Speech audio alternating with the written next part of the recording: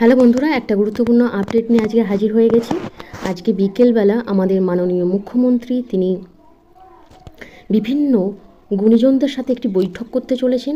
এই বৈঠকের মূল উদ্দেশ্য যেটা সেটা আপনাদেরকে জানাই। খুবই গুরুত্বপূর্ণ একটি বৈঠক, যেখানে মাননীয় মুখ্যমন্ত্রী তিনি যে বৈঠকটা করছেন বিভিন্ন বুদ্ধিজীবীদের সাথে, তার বক্তব্য অনুযায়ী যে কেন্দ্রের দমন পীড়ন নীতির বিরুদ্ধে একটি আন্দোলন সংগঠিত করার জন্য বিভিন্ন বিষয়ে তারা আলোচনা করবেন।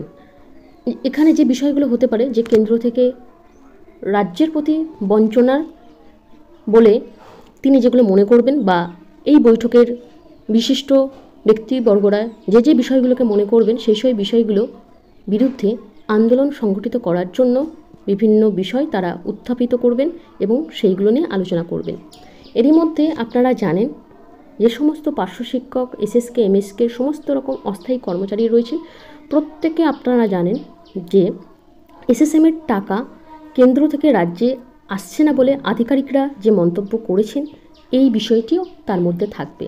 এটা কেন্দ্রের থেকে রাজ্যের প্রতি বঞ্চনা বলে তারা মনে করেন, এবং এই বিষয়টা কিন্তু খুব গুরুত্বপূর্ণ ভাইটাল পয়েন্ট হয়ে দাঁড়াবে, যেখানে আপনাদের বেতন বৃদ্ধি থেকে শুরু করে আপনাদের ইপিএফ চালু, টার্মিনাল বেনিফিট যেগুলো হচ্ছে না বলে সময় মতো আপনারা পাচ্ছেন না, যেটা বারংবার আমাদের রাজ্য সরকারের আধিকারিকরা বলে এসেছেন যে আমরা কেন্দ্র থেকে তো টাকা পাই না, তো আপনাদের বকেয়া বেতন কী করে মেটাবো, আপনাদের বেতন কাঠামো কী করে চালু করব। তো সেই জায়গাতে এটা কিন্তু একটা কেন্দ্রের বিরুদ্ধে তাদের আন্দোলন সংগঠিত করার একটা গুরুত্বপূর্ণ পয়েন্ট। আশা করি এই পয়েন্টটাও এর মধ্যে থাকবে।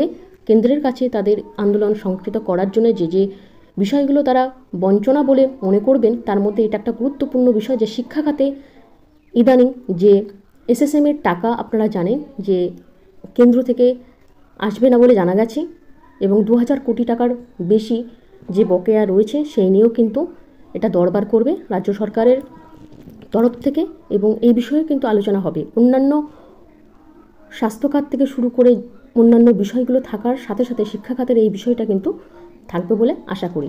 তো আজকের বিকেলের বৈঠকে ঠিক কোন কোন পয়েন্টগুলো নিয়ে আলোচনা হচ্ছে এবং যখনই সেটা জানতে পারবো আপনাদের সাথে শেয়ার করব।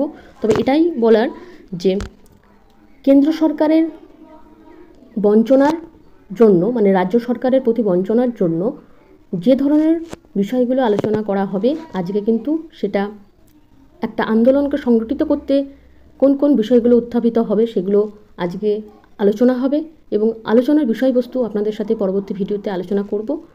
আজকে এটা জানানোর ছিল, পরবর্তী ভিডিওতে এই নিয়ে আরও আপডেট দেব। আজকের মতো এইটুকু। বিভিন্ন ধরনের চাকরি ও শিক্ষা সংক্রান্ত বিষয়ের আপডেট পেতে অবশ্যই আমাদের চ্যানেলের সাথে যুক্ত হয়ে যান। এখনও পর্যন্ত যারা যুক্ত হননি, ভিডিওটা দেখার জন্য ধন্যবাদ।